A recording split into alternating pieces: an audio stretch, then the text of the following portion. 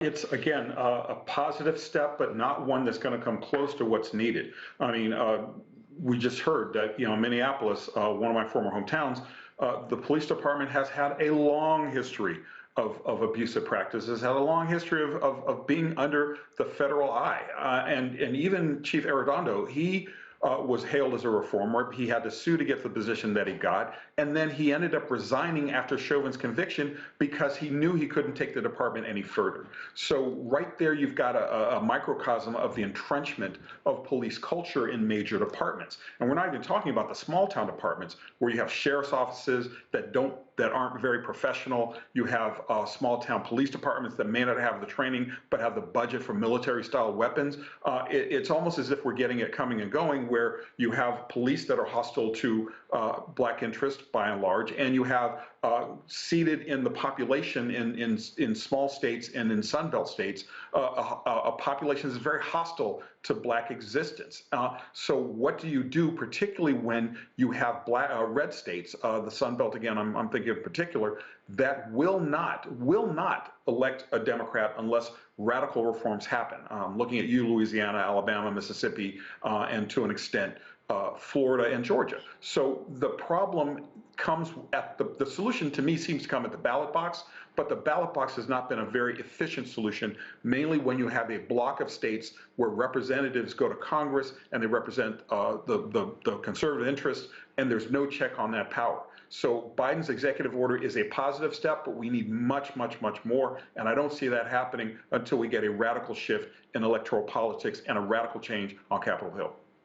Well, let me just say something about that federal law that Biden is trying to pass. Understand that, no-knock warrants are not served on a federal level. These are local municipalities who serve these no-knock warrants. These are narcotic officers. And so they understand when they pass or pretend to pass this kind of legislation that even if it were to pass, it would do nothing to stop the death of a Breonna Taylor.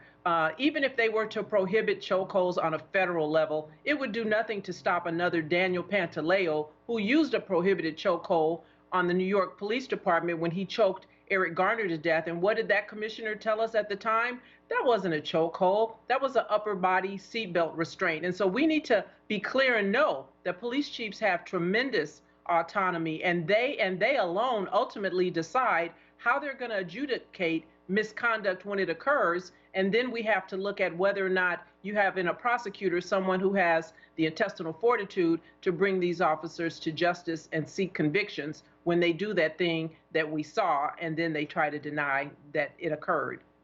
Jacqueline, we've often heard... Really quickly, I mean, you raised two very interesting points. I mean, the first point about the fact that prohibited chokeholds and prohibited techniques were used, and very rarely, Chauvin was the rare officer that was held to account, mainly because his police chief had no other options. But we were also forgetting about, in Louisville, Breonna Taylor's killer has never been held to account and never will be. The department will not be held to account. So while police chiefs do have that power, it's rare for them to use it in any degree and with any kind of authority to try to stop some of these heinous killings.